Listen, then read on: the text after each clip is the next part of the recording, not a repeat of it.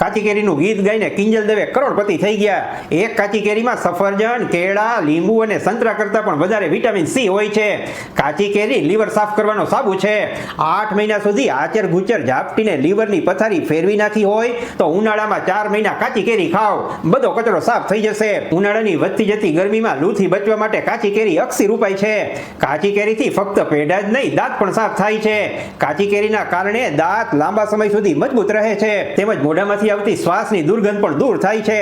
જે માતા રૂપાળું અને તંદુરસ્ત બાળક ઈચ્છતી હોય તેણે ગર્ભાવસ્થા દરમિયાન ઉનાળામાં કાચી કેરીનું સેવન કરવું જોઈએ. કાચી કેરીમાંથી બનતી ચટણી, સંભારો, મુરબો કે સલાડ ખાઓ. ગુજરાતીના દીકરાને કાચી કેરી કેમ ખાવી એ માછલીને પાણીમાં તરતા શીખડાવવા જેવી વાત છે. કાચી કેરીને અંગુર કાલા, આમે ગુજરાતી લેરી લાલા. ખાલી ગુજરાતી જ કેમ, મરાઠી, રાજસ્થાની, પંજાબીએ ક્યાં કોઈનો બાપ માર્યો છે? નમસ્કાર.